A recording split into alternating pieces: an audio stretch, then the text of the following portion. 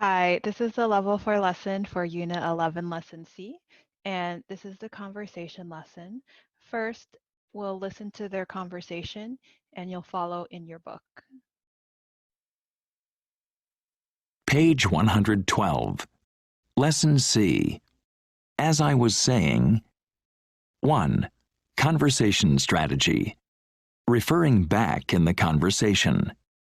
B. Listen.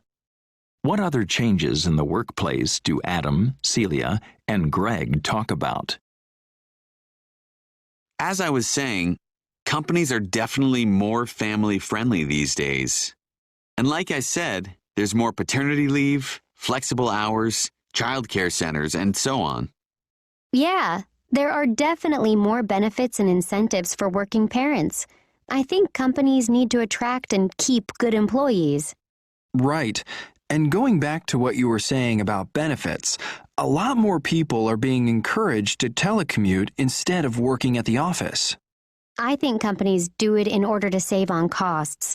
And with things like email and web conferencing and so forth, it's no problem.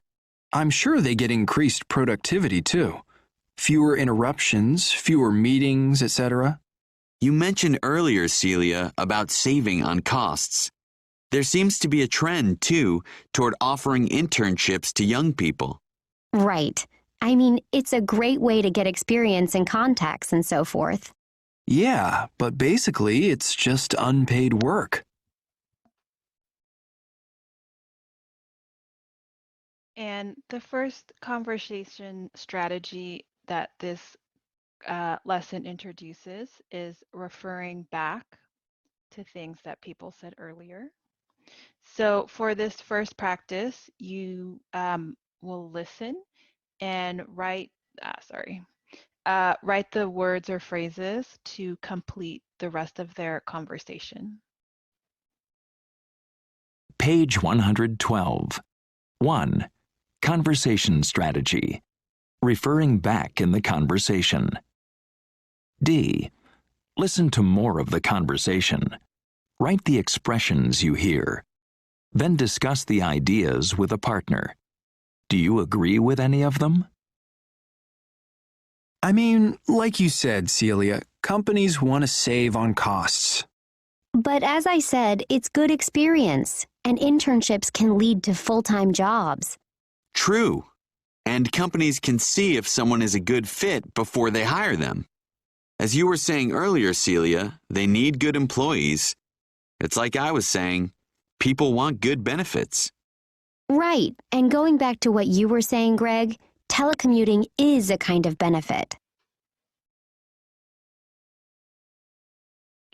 Listen again if you need to, and then when you're ready, continue playing the video to see the answers.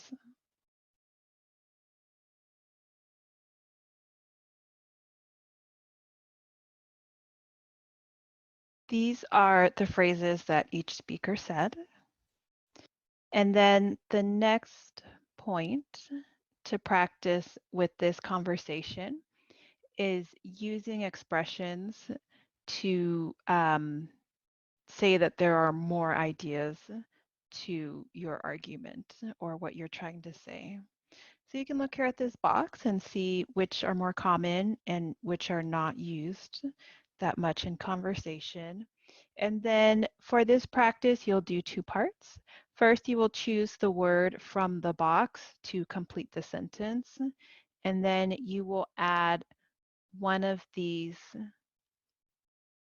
expressions to say that there's more to your idea that you're not saying.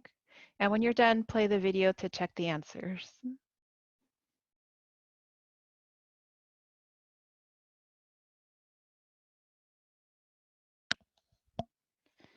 These are the answers that you should have. And if you use different vague expressions, it's fine. They're basically have the same meaning.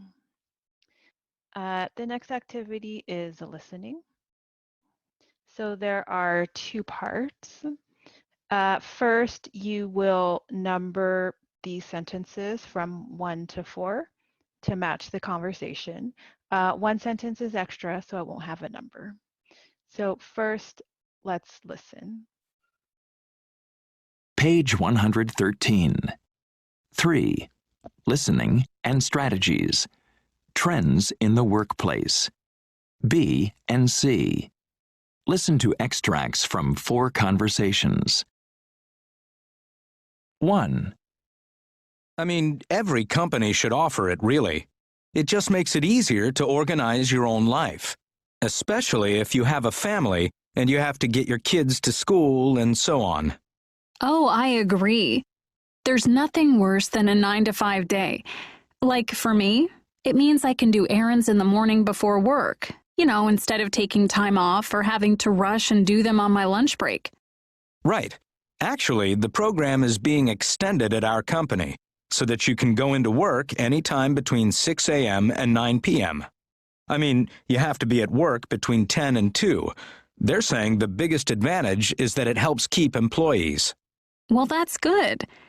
When a lot of people leave, it's not good for business. Right. That, and people are less stressed.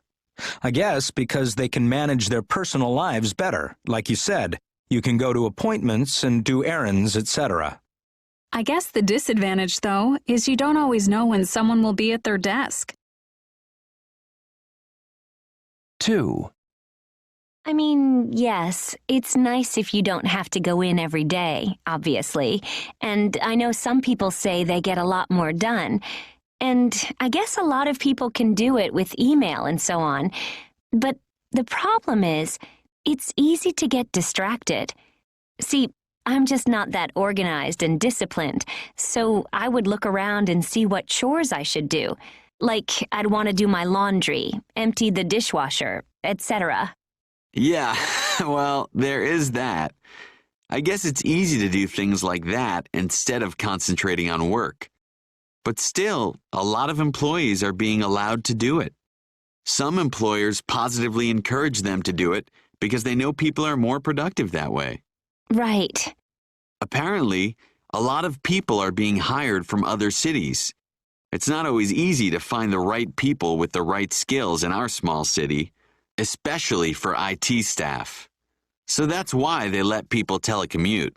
So that they can hire more qualified staff. Right. Well, I have to say I would do it, if I could. Like I said, at least I'd get my laundry and chores and so on done. And I'd save on gas, too. That would be good. 3. And that's not good, really. I mean, even if it's unpaid, it would be better than not having it. I agree. I mean, when we had our first, I really needed the help, with feeding and changing and so forth. It was difficult being at home by myself. I wish my husband could have been there. So his company didn't offer it then?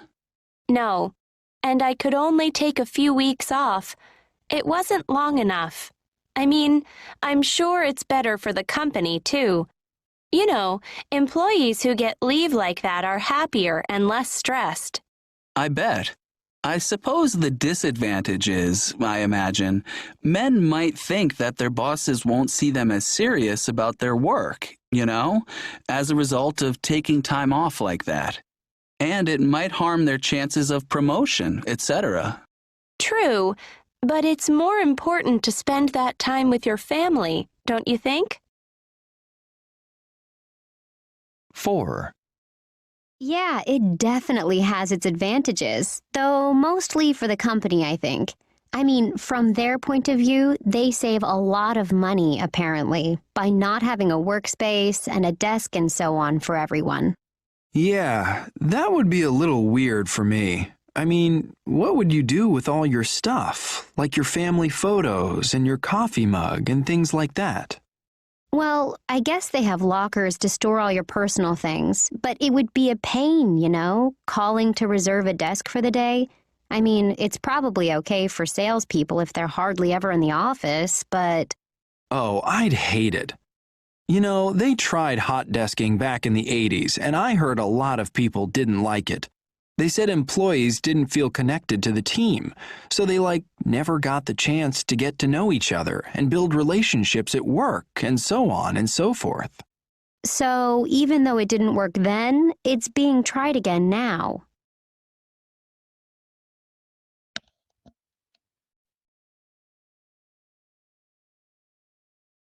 Listen again if you need to, and first I will show you the answers for part A.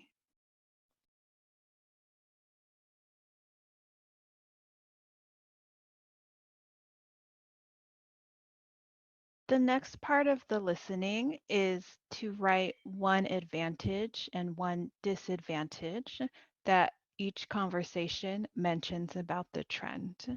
You'll probably have to write this on a different paper. When you've written out these advantages and disadvantages, keep playing the video to see the answers.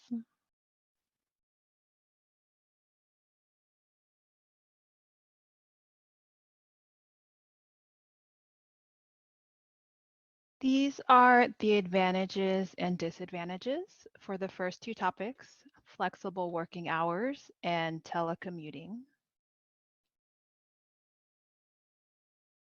And then these are the advantages and disadvantages for topics 3 and 4, paternity leave and desk sharing.